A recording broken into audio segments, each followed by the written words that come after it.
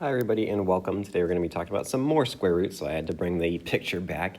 Again, we can apply these to many of our different skills that we're going to be learning, but a little bit of an extension from our review today. So your goal after watching this video will be able to simplify radicals and also add similar radicals. So after watching this video, again, those are the two skills that we're focusing on, and we're going to jump right into it actually today. So our first definition that we are going to look through is the product property of radicals.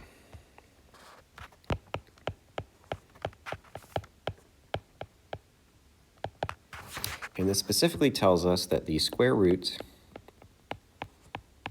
of a product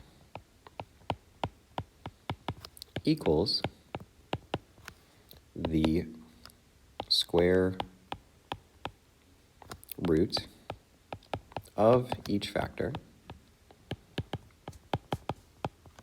multiplied. So a really fancy way of saying if we have the square root of 15 and we break 15 into its factors, or we break 15 into 5 and 3, it's just saying that we can do 5 times 3 equals 15 just with radicals. The only condition, though, is that these all have to match. So they all have to be square roots, or they all have to be cube roots. We just have to have the same radicals here. So again, we can break down any multiplication problem using radicals. That works for us. So why this is important is if we're taking a look at something like the square root of 18, we want to simplify this, we actually need to use that product property. So we would have like the square root of 9 times the square root of 2. Again, 9 times 2 equals 18. We've factored this. We know that the square root of 9 is plus or minus 3, and then multiplied by the square root of 2. So that would be our simplified answer. We can't factor it out any further. We can't get any more simple than the square root of 2, so that's what we have to do. So for all of your remaining examples here, that's actually your job. So for example, we want to break this one out here with our variables into something like the square root of 25 times the square root of a to the 4th.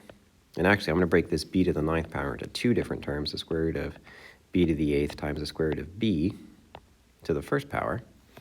And if we do that, what we're going to see is, again, we'll get 5. We'll get a squared, because a squared times a squared is a to the 4th. We'll get b to the 4th. Again, b to the 4th times b to the 4th is b to the 8th. And we'll get the square root of b. Again, all of this out front is plus or minus, because that's how we work with square roots. B to the 1st power. So again, that's what we're doing is we're breaking these down into their factors. We're trying to simplify them so that way, again, we're breaking it down. There's less inside of our square root, so less radicands, and trying to simplify the radicals when we're doing that. But again, you can just think about it as we want to end our work with these questions with nothing inside of that square root that can be further factored or broken down. Now, some examples on the bottom here are just some simple multiplication. Sometimes when you multiply these, you won't be able to get any more simple. So 15, we can only break that down into 1 and 15 or 5 and 3. Can't take the root of either of those, so actually our full final answer here is just the root of 15. But some of these next ones, like the second and third ones, again, we will be able to break down that product into some factors and make it more simple inside of the square root. So that's our goal, is simplifying, is to basically factor what's inside, looking for some squares. That way we can take them out and get the square root. And be careful, they might throw you a curveball. Maybe it's a cube root, or maybe it's a 4th root. All right, a second definition for today. Actually, I think this skill might be a little bit more mild than the last skill, is adding radicals.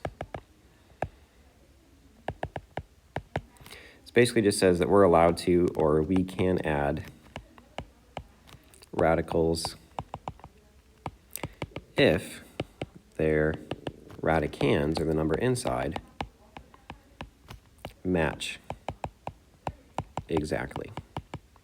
So for example, if we have like 2 times the square root of 5 plus like 5 times the square root of 5, well, we are allowed to add the 2 plus 5 there to get us 7 times the square root of 5. So we don't change the root of 5, but we do add the number in front. Again, the reason why we're able to do this is because the number inside is exactly the same, and they're both square roots. If one was a cube root and one was a square root, for example, we wouldn't be able to add them. Everything about that radical has to be, and radicand has to be exactly the same. We're just adding here the numbers on the outside. So some examples for us, we have exactly the same numbers here. So we can just put 5 and 2 together to get 7 times the square root of 15. Here, again, both cube roots, both 2y's on the inside. 9 minus 15 gets us -6, and then times the cubed root of 2y. And see if we can do it for the bottom two, except the challenge with the bottom two is we need to get the same thing inside. So that means we're going to need to factor and simplify our square roots before we can do that. So we can break down the root of 50 and the root of 18, for example, to get a matching radical. And when we do that, then we're going to be able to add them.